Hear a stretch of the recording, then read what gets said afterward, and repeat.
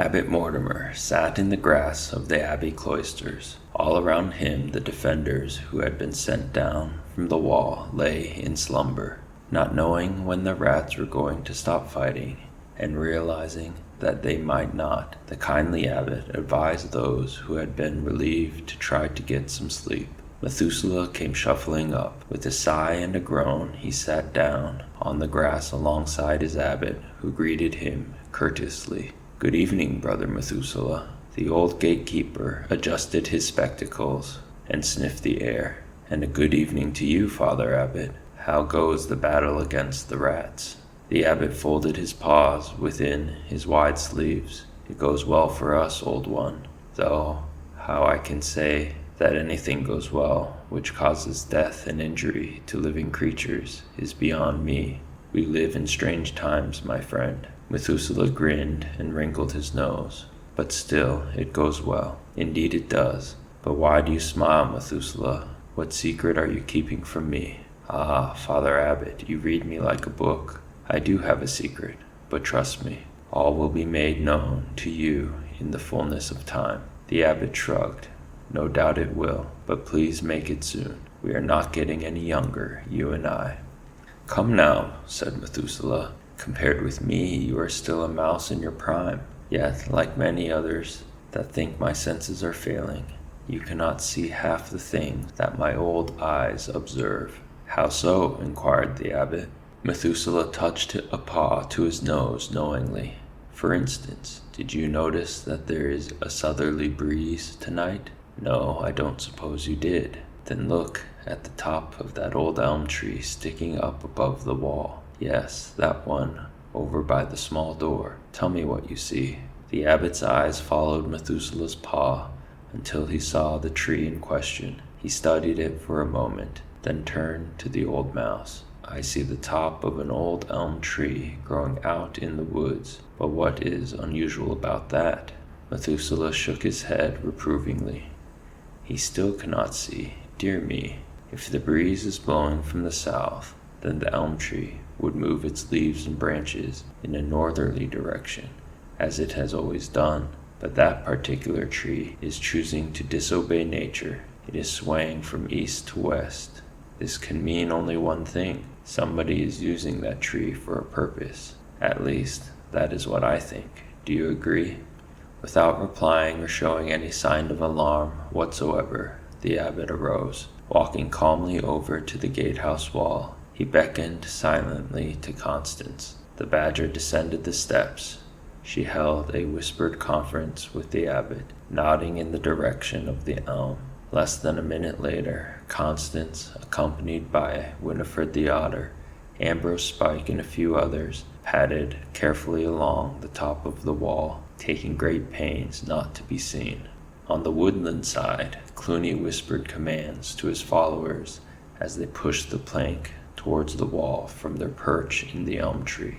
"Steady now, cheese thief, you moron. Keep your end up. It keeps going upwards, not down." Cheese thief struggled to obey. It was all right for the chief, sitting back there giving out his orders. He didn't have to balance with one claw while pushing a silly plank about with the other.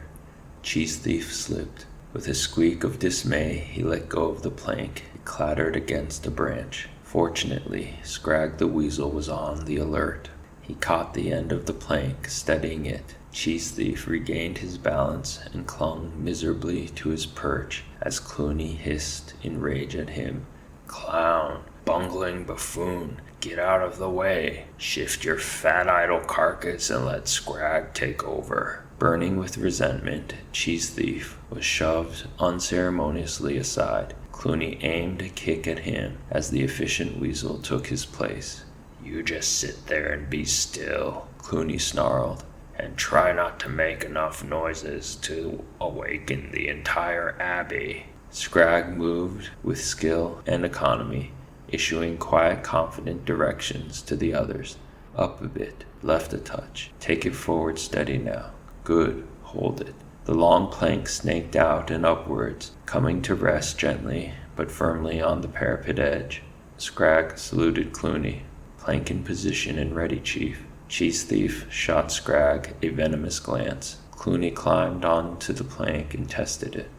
The improvised bridge wobbled and sprang a bit, but it held. Clooney turned to the raiding party.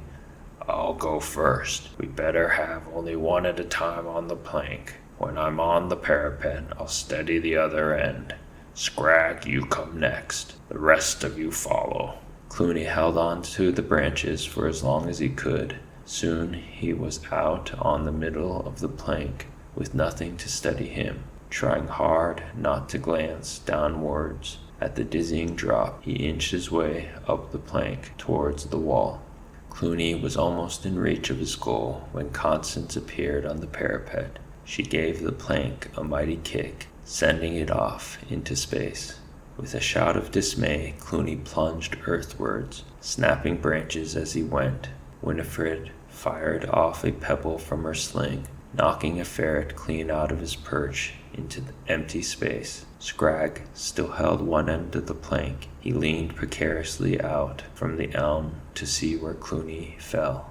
Seizing his opportunity for revenge, Cheese Thief shoved Scragg hard in the back. The weasel dropped like a stone, with the plank on top of him. Clooney's followers were kicking at each other and screaming as they tried to clamber down from the high elm branches. Leaning across the parapet, Constance and her friends watched the panic-stricken animals descending. Winifred the otter managed to speed up the retreat with a few well-aimed stones from her sling. The defenders viewed their work with grim satisfaction. Ambrose Spike squinted short-sightedly down at the darkened woodland floor as he tried to assess the casualties. "How many did we get?" he inquired. "Hard to tell in this light," replied Winifred, "but I'd swear that was Clooney Constance tipped off the plank."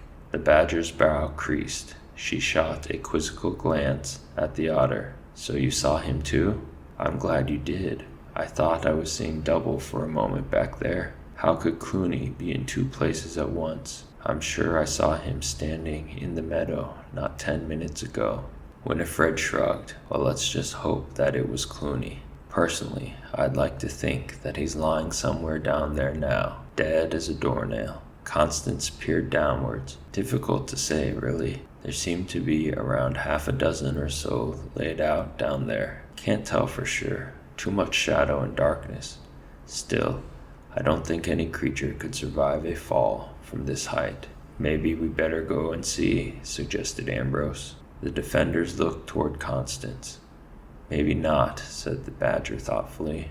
"No, I don't like it. It suddenly strikes me that this could be a diversionary tactic to draw us away from the gatehouse wall. If it was Clooney who fell from the plank, all well and good. But if it wasn't, then he's still around the front. It won't serve any useful purpose counting dead bodies. Let's get back to the main action." Led by Constance, the defenders filed hurriedly off. Cheese Thief slunk cautiously out of the undergrowth. It was safe to move now. The woodlanders had gone from the parapet. Behind him, limping and complaining, came the survivors of the ill-fated raiding party. Cheese Thief ignored them as he moved among the bodies that had fallen from the high branches. 4 rats, a ferret, and 1 weasel. 3 of the rats and the ferret were dead. They lay where they had fallen, their limbs in grotesque positions. The survivors immediately pounced upon the bodies of their fallen comrades, plundering weapons and objects of clothing that they had coveted. Cheese Thief stood riveted by the single eye.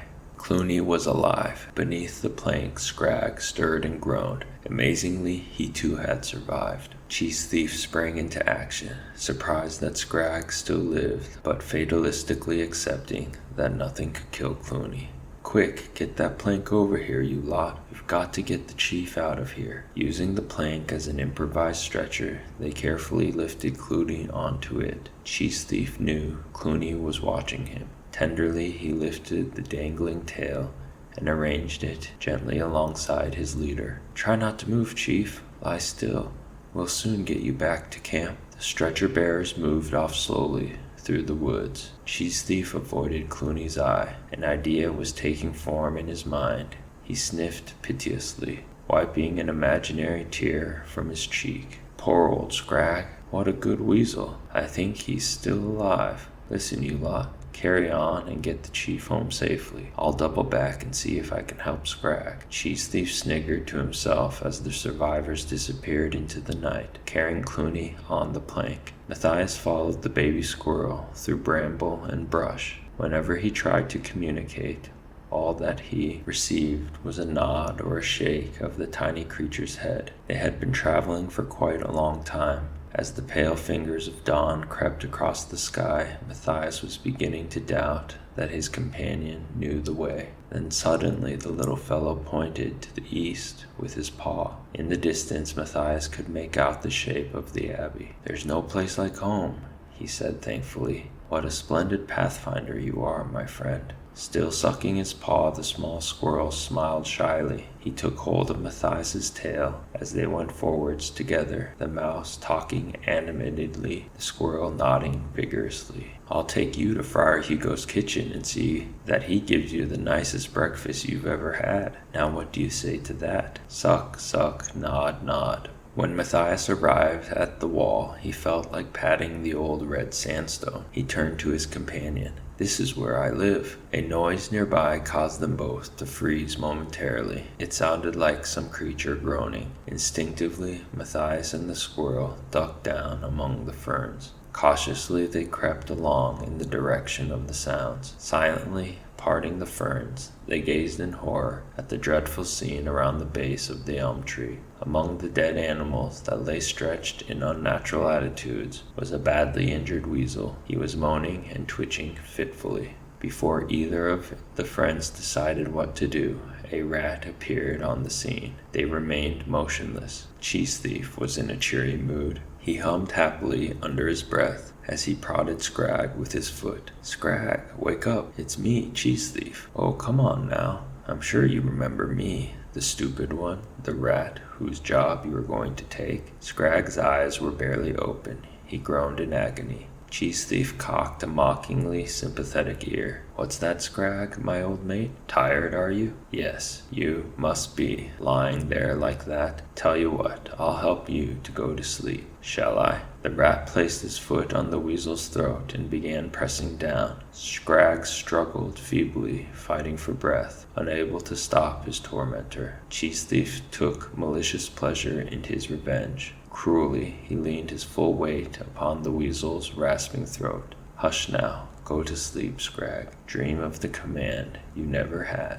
Scrag made one final gurgle, whimpered, and lay still. Cheese Thief slunk off, chuckling with satisfaction. Hidden in the ferns, Matthias and the baby squirrel held their breath in disbelief. They had seen murder committed. Matthias and the squirrel waited until they were sure the coast was clear. At last they emerged from the ferns, and Matthias, cupping his paws round his mouth, ventured a low halloo up at the wall. There was no reply. The little squirrel shook his head. He pointed to the floor with his paw in a gesture that Matthias interpreted as "stop here." With breathtaking speed and skill, the tiny creature raced up the trunk of the old elm, reaching the thin branches above the parapet. He ran out along one. Using it as a springboard, he bounced nimbly up to the ramparts and vanished, sucking fiercely at his paw. Matthias had not long to wait before the small door in the wall nearby grated open on its rusty hinges, and Constance peered cautiously out. Seeing Matthias, she ran to greet him, with the little squirrel perched upon her back. Matthias was not sure what sort of reception was in store for him. He need not have worried. Constance hugged him, patted his back, and shook him by the paw. The badger forestalled the explanation that was upon the young mouse's lips. She beckoned Matthias inside, shutting the door behind them. "You can tell us everything later, Matthias. Right now, I insist you come to the main gate. There's something you must see." A minute or two later, all four were standing on the gatehouse wall, shoulder to shoulder, with countless other defenders. Clooney's horde was retreating, back down the road to their camp at St. Ninian's Church. There was a wild cheering from the ranks of the mice and woodlanders. Clooney was being borne upon the plank in the midst of his army. Redtooth, who was still disguised in the warlord's battle armor, had draped a blanket over Clooney to hide him and keep up the masquerade, but nobody was fooled. Both sides of the wall had heard the tale of misadventure in all its gory detail. They knew that the strutting rat in armor was not Clooney the Scourge. Redtooth nevertheless strode proudly along. Clooney might not recover. Besides, he reveled in the respect that he received, dressed as he was in such barbaric finery. He knew that it was only borrowed plumage, but he could always hope that the position might become permanent. On the top of the gatehouse ramparts, feelings ran high. The abbot had issued strict orders that no missiles or weaponry be discharged at the enemy in retreat. Amid the cheering, there was quite a bit of resentful grumbling. Why not smash Clooney's army once and for all? Now that they were on the run, this was the proper time to consolidate a resounding Redwall victory. But the good Father Abbot would not hear of it. Like a true gentle mouse, he believed in tempering triumph with mercy. The jubilatory sounds died away to an eerie silence as the rats toiled raggedly off down the road, raising a column of dust in the early dawn. Dispirited and battle-worn, carrying their fallen leader, the maimed and wounded hobbled painfully along at the rear, the bitter ashes of vanquishment and defeat mingling with the dust from their stumbling vanguard. Even the silent victors began to realize that victory came at a high price. Freshly dug graves and a crowded infirmary bore silent witness to the reality of war. Matthias felt a gentle paw intertwining with his own. It was Cornflower. Relief showed in her eyes and her voice. "Oh, Matthias, thank goodness you're back safe. It was dreadful, not knowing where you were or what had become of you. I thought you'd never come back." "I'm like an old bad penny. I always come back," Matthias whispered. "Oh, by the way, how is your father?" Cornflower brightened up. "He's made a marvelous recovery. He refused to lie in bed and has been up on the wall helping out. You can't keep a good field mouse down, my dad always says." Matthias barely had time to bid Cornflower a hasty goodbye before he was ushered off to the abbot's room for an early morning conference. He took his seat and looked around the table. There were Constance, Ambrose, Winifred, Formol, the abbot, and also his friend, the baby squirrel. He stood on a stool, dipping his paw in a bowl of milk and honey, sucking it with noisy enjoyment. "I think that you would have been in trouble without Silent Sam here, Matthias," the abbot said. The young mouse nodded. "I certainly would, Father Abbot. So that's his name, Silent Sam? Well, he certainly lives up to it." "Indeed he does," replied the abbot. "His mother and father are old friends of mine. They'll pick up his tracks and be along here later to collect him. Do you know, this little chap hasn't spoken since he was born. I've tried every remedy known to Redwall on him, but none has worked. So he was named Silent Sam. But don't let that fool you. He knows Mossflower Wood like the back of his paw. Don't you, Sam?" Tiny Squirrel licked his paw and smiled. He indicated a large circle with it, pointing at himself with his unsticky paw. Matthias reached over and shook the paw heartily. "My thanks to you, Silent Sam. You are truly a great pathfinder." During the meeting, there was much useful information exchanged. Matthias told of the rescue at St. Ninian's and his encounter with the strange hare. "Surely you don't mean Basil Staghair," cried Constance. "Well, I never. Is that old eccentric still bobbing around? I expect we'll see him turn up with the Bull family around about lunchtime. I never knew Basil to miss the chance of a free lunch back in the old days." The assembled creatures passed on a vote of thanks to Matthias for his resourcefulness and bravery. Matthias blushed. Then he sat listening intently while those who had taken part in the battle recounted all they could remember. In the aftermath of that memorable conflict, there was much speculation as to what the future held. Would Clooney recover from his injuries? Had his horde been so soundly defeated that they had learned their lesson, or would they be back? It was the abbot's opinion that Clooney and his rabble would not bother Redwall again. Their leader's injuries would doubtless prove fatal. This statement was strongly opposed by the others, and Constance was elected to speak for them. "Clooney is still the prime factor," said the Badger. That rat is physically tougher than we could ever imagine. It is only a matter of time until he recovers sufficiently to attack us again."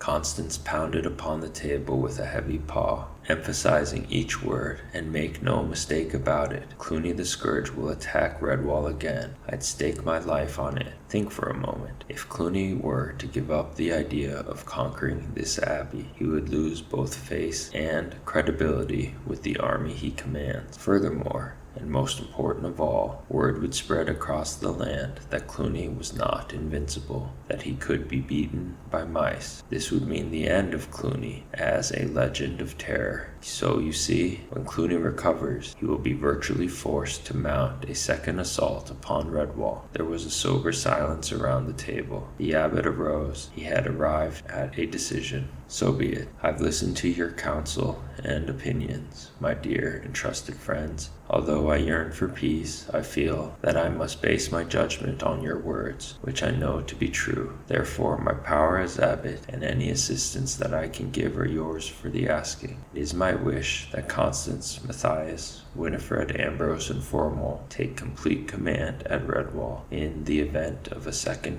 invasion. I will concern myself with aiding the injured and feeding the hungry. And now, my friends, I must adjourn this meeting, as I have other matters to attend to. Come, Sam, we must wash those sticky little paws before your parents arrive. Oh, and before I forget, Matthias, Brother Methuselah would like to talk to you. He is in Great Hall."